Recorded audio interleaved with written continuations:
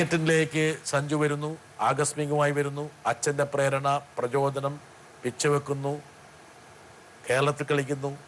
എനിക്കൊന്ന് ഏറ്റവും പ്രധാനമായിട്ട് സഞ്ജുവിനെ ശ്രദ്ധിച്ചത് അണ്ടർ-19 കളിയിൽ രാഹുൽ ദ്രാവിഡാണ്. വേണമെങ്കിൽ സഞ്ജുവിൻ്റെ യഥാർത്ഥ മെന്റർ എന്ന് പറയാവുന്ന ഒരാളാരായിരിക്കും? രാഹുൽ സാറാണ്. IPL ആണ് സഞ്ജു സാംസൺ എന്നുള്ള കളിക്കാരനെ ഇന്ത്യക്കാർക്ക് പ്രിയങ്കരാക്കി.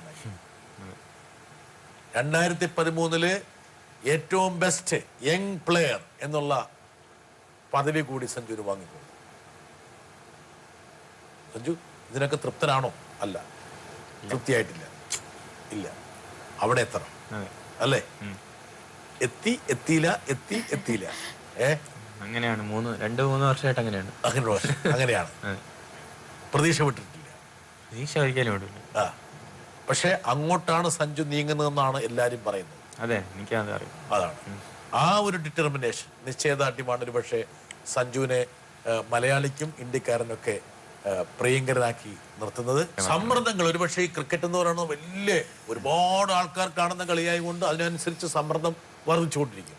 അത്രത്തോളം വിമർശനങ്ങളും അത്രത്തോളം പ്രോത്സാഹനങ്ങളും ഇങ്ങനെ കുത്തി ഒഴുകുന്ന ഒരു ഫീൽഡാണ്. സമ്മർദ്ദങ്ങൾക്ക് ഇടയ്ക്കിടയ്ക്ക് സഞ്ജു വിധേയനാകുന്നുണ്ട് എന്ന് ചില പരാതിയുണ്ട്.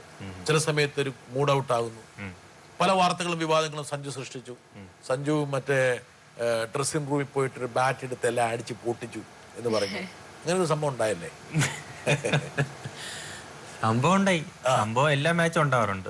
ഞാൻ ഔട്ടാവുമ്പോ എനിക്ക് ലോകത്തിലെ ഏറ്റവും വലിയ ദേഷ്യം എനിക്കാണ്. ഞാൻ ബാറ്റ് 1 10 പിടിച്ചിട്ടുണ്ട്.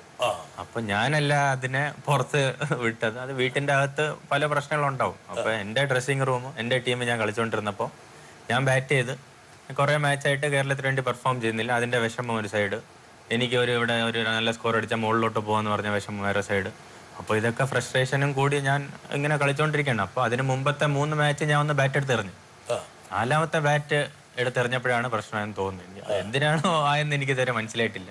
ഞാൻ ഡ്രസ്സിംഗ് റൂമിൽ വന്നു, ആദ്യം ഹെൽമെറ്റ് എടുത്തെറിഞ്ഞു. ഹെൽമെറ്റ് അങ്ങോട്ട് എടുത്തെറിഞ്ഞു, പിന്നെ ബാറ്റ് എടുത്ത് ഇങ്ങോട്ട് എറിഞ്ഞു, പാഡ് 2 അങ്ങോട്ട് എടുത്തെറിഞ്ഞു, ഷൂ എടുത്ത് അങ്ങോട്ടൊക്കെ എറിഞ്ഞു. അപ്പോൾ ഞാൻ എല്ലാ മാച്ചും ഇങ്ങനെ ചെയ്യാറുണ്ട്. കാരണം ഈ ഒരു വാശിയും ദേഷ്യവും ഇല്ലെങ്കിൽ ആ ഒരു ഫീൽഡിൽ റണ്ണടിക്കാൻ പറ്റത്തില്ല. മുട്ട് ഉറച്ച് തിരിച്ച് നമ്മൾ വരും. അപ്പോൾ ഒരു വാശിയും ദേഷ്യം ഉറപ്പായിട്ടുണ്ട്. അത് എല്ലാവർക്കും ഉണ്ട്, എനിക്ക് മാത്രമല്ല. ഈ ക്രിക്കറ്റ് കളിക്കുന്ന എല്ലാവർക്കും ഉണ്ട്. അല്ലെങ്കിൽ നമ്മൾ മറ്റേ ബാബകളായിരിക്കും, ഇങ്ങനെയൊക്കെ ഇരിക്കേണ്ടി വരും. മറ്റേ അങ്ങനെ ഒന്ന് നിന്നാൽ കളിക്കാൻ പറ്റത്തില്ല. അപ്പോൾ എനിക്ക് ഉറപ്പായിട്ടും ദേഷ്യവും വിഷമവും ഉണ്ട്. അത് ഞാൻ കാണിക്കാറുണ്ട്. പക്ഷെ അത് കാണിക്കുന്നത് ഞാൻ വേറെ ഒരാളെയോ അല്ലെങ്കിൽ എൻ്റെ ടീമിനെയോ അല്ലെങ്കിൽ വേറൊരു വ്യക്തിയോ അല്ലെങ്കിൽ ഒരു സാധനത്തിനെ നശിപ്പിച്ചിട്ടില്ല. ആ മുറിയിലുള്ള പലതും അടിച്ച് പൊട്ടിച്ചുടച്ചു എന്ന് പറയുന്നു. ഇല്ല, അത് പറയുന്നു എന്ന് പറഞ്ഞത് ചേട്ടാ, അത് പലവരും പലതും പറയും. അത് എന്നെ അറിയുന്ന ആൾക്കാർ ഒരിക്കലും അത് വിശ്വസിക്കത്തില്ല. അതിനിടയിൽ സഞ്ജു ആരോടും പറയാതെ അവിടുന്ന് കടന്നു കളഞ്ഞു. ബാംഗ്ലൂരിൽ നിന്ന് മംഗലാപുരത്തേക്ക് കടന്നു കളഞ്ഞു, ഒളിച്ചോടി. അതൊക്കെ ചേട്ടന് ഇങ്ങനെ ചോദിക്കുമ്പോ നമ്മള് പറയണല്ലോ. അതിനെ പറ്റിയും പറയാം. എന്തെന്ന് വെച്ചാൽ നമ്മള് ഇപ്പൊ മാച്ച് കളിക്കായിരുന്നു. അപ്പൊ അടുത്ത 2 ദിവസം ഓഫായിരുന്നു. അപ്പോൾ റെസ്റ്റ് ആകുമ്പോൾ ഉറപ്പായിട്ടും കഴിഞ്ഞ 3-4 മാച്ചായിട്ട് എൻ്റെ ഫിറ്റ്നസ് ടെസ്റ്റ് കഴിഞ്ഞ് ഞാൻ ഇങ്ങനെ നിൽക്കുകയാണ്. യോയോ ടെസ്റ്റ് ഒക്കെ ഫെയിൽ ആയില്ലേ, അതിൻ്റെ വിഷമവും ഫിറ്റ്നസ് ഒക്കെ ചെയ്ത് ഇങ്ങനെ നിൽക്കുകയാണ്. അപ്പോൾ 2 ദിവസം കിട്ടിയപ്പോൾ ഉറപ്പായിട്ട് എനിക്കൊരു ബ്രേക്ക് വേണമെന്ന് തോന്നി. അപ്പോൾ മാംഗ്ലൂർ എത്ര കിലോമീറ്റേഴ്സ് എന്തോ ഉള്ളൂ, 350 കിലോമീറ്റേഴ്സ്. അപ്പോൾ ഞാൻ ഫ്രണ്ട്സിൻ്റെ അടുത്ത് ചോദിച്ചു നമുക്ക് പോയാലോ. അപ്പോൾ എനിക്ക് സർഫിങ്ങും കയാക്കിങ്ങും ഭയങ്കര ഇഷ്ടമാണ്. അപ്പോൾ മാംഗ്ലൂരിൽ അങ്ങനെ സംഭവമാണ്. അപ്പോൾ ഞങ്ങൾ ഉടനെ ഞാൻ അസിസ്റ്റന്റ് കോച്ചിൻ്റെ അടുത്ത് ചോദിച്ചു, ചേട്ടാ നാളെ എന്തെങ്കിലും ഉണ്ടോ, നാളെ ടീം മീറ്റിങ്ങോ പ്രാക്ടീസോ അങ്ങനെ എന്തെങ്കിലും ടീമായിട്ട് എന്തെങ്കിലും ഇവൻ്റ് ഉണ്ടോ? ഇല്ല സഞ്ജു, ഒന്നും ഇല്ലയെന്ന് പറഞ്ഞു. അപ്പോൾ ശരിയെന്ന് പറഞ്ഞ് ഞാനൊരു സ്ഥലത്ത് പോകണമെന്ന് പറഞ്ഞ് ഞാൻ അങ്ങ് ഇറങ്ങിപ്പോയി അങ്ങ് വന്നപ്പോൾ അത് ഒരു വലിയ പ്രശ്നമായിട്ട് മാറി. അപ്പോൾ അതൊക്കെ ഞാൻ മാക്സിമം എൻ്റെ ഒരു ക്യാരക്ടർ എന്ന് വെച്ചാൽ ഞാൻ ഒരിക്കലും ടീമിൻ്റെ ചെയ്യാൻ പറ്റാത്ത കാര്യം, അല്ലെങ്കിൽ സമയം മാറിപ്പോയോ, അല്ലെങ്കിൽ ടീം മീറ്റിങ്ങിൽ ലേറ്റായോ, ബസ്സിന് ലേറ്റായോ, റൂമിൽ തിരിച്ചു വരാൻ ലേറ്റോ, ഒരിക്കലും ഞാൻ അങ്ങനത്തെ ഒരു ഡിസിപ്ലിനറി എൻ്റെ ലൈഫിൽ ഇതുവരെ നടന്നിട്ടില്ല. അതിനെ ഏറ്റവും സൂക്ഷിക്കുന്ന ഒരാളാണ് ഞാൻ. ഇങ്ങനത്തെ ഒരു അച്ഛനുള്ളപ്പോൾ മോൻ അങ്ങനെ ഒരിക്കലും ആവാൻ പറ്റത്തില്ല. അങ്ങനെ സൂക്ഷിച്ച് നടക്കുന്ന ഒരാൾ ഇങ്ങനെ ബാറ്റ് എടുത്തെറിഞ്ഞ ഒരു വലിയ പ്രശ്നമായെന്ന് വെച്ചാൽ അതൊക്കെ കുറച്ച് അക്സെപ്റ്റ് ചെയ്യാൻ കുറച്ച് പാടുള്ള കാര്യമാണ്. ഇങ്ങനത്തെ അച്ഛൻ ഉള്ളപ്പം സഞ്ജുവിന് ഒരിക്കലും വഴിതെറ്റാൻ പറ്റില്ല, ഒരിക്കലും മോശപ്പെട്ടൊരു കാര്യം ചെയ്യാൻ പറ്റില്ല എന്ന് പറയുമ്പോൾ ചില ആൾക്കാർ പറഞ്ഞു ഈ അച്ഛനാണ് സഞ്ജുവിന് പ്രശ്നം. ഈ അച്ഛന് സഞ്ജുവിനോടുള്ള ഒബ്സഷൻ, തീഷ്ണമായ തീവ്രമായ എന്താ പറയണ്ട ഇഷ്ടം, അതാണ് സഞ്ജുവിന് പ്രശ്നം ഉണ്ടാക്കുന്നത് എന്ന് ചില ആൾക്കാർ പറയും. സഞ്ജുവിനെ കോച്ച് ചെയ്യണമെങ്കിൽ അച്ഛൻ തന്നെ വേണം, സഞ്ജുവിന് ബോൾ ഇട്ട് കൊടുക്കണമെങ്കിൽ അച്ഛൻ തന്നെ വേണം. അങ്ങനെ സഹികെട്ട് ആ അച്ഛനെ ഞങ്ങൾ പിച്ചിൽ നിന്ന് കളിക്കളത്തിൽ നിന്ന് മാറ്റേണ്ടതുണ്ട്. എന്തെന്ന് വെച്ചാൽ ആ അച്ഛൻ ഇല്ലായിരുന്നെങ്കിൽ നിങ്ങൾക്ക് ഇങ്ങനത്തെ ഒരാളെ കിട്ടൂലായിരുന്നു. അത് വേറെ കാര്യമാണ്. ഒരു അച്ഛൻ ഒരിക്കലും അച്ഛൻ വാർത്തകൾ വരുന്നതൊക്കെ വായിക്കുമ്പോ എന്താ തോന്നുന്നു?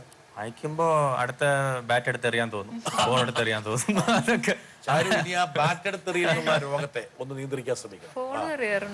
ഫോൺ എറിയും, സംസാരിച്ചുകൊണ്ടിരിക്കുന്ന ഇടയ്ക്ക് ഫോൺ എറിയും. കാര്യമായിട്ട് തെറ്റിച്ച ശേഷം എത്ര ഫോൺ അറിഞ്ഞിട്ടുണ്ട്? അങ്ങനെ അറിഞ്ഞിട്ടില്ല. രഹസ്യങ്ങളൊക്കെ പറ, ഞങ്ങൾ കേക്കട്ടെ. മൊബൈൽ ഫോൺ ഉണ്ടാക്കുന്നവർക്ക് ഭയങ്കര സന്തോഷമായിരിക്കും. ഇല്ല, അതിങ്ങനെ നമ്മൾ ചെയ്യാത്ത കാര്യങ്ങൾ ഓരോ ആൾക്കാർ ഫോണിൽ കൂടെ വിളിച്ച് പറയുമ്പോൾ നമ്മളെ ഡിസ്റ്റർബ് ചെയ്യുമ്പോൾ നമ്മൾ ഉറപ്പായിട്ട് അങ്ങനെ റിയാക്ട് ചെയ്ത് പോകും ചേട്ടാ. പക്ഷേ സഞ്ജു മനസ്സിലാക്കേണ്ട കാര്യം, സെലിബ്രിറ്റികൾക്ക് എപ്പോഴും അങ്ങനെ ഒരു വശമുണ്ട്. നിങ്ങൾ മനസ്സിൽ പോലും വിചാരിക്കാത്ത പല കാര്യങ്ങളും നിങ്ങളുടെ മുകളിൽ ആൾക്കാർ ആട്രിബ്യൂട്ട് ചെയ്യും. അതിനി വരും ദിവസങ്ങളിൽ അത് കൂടുതലുണ്ടാവും.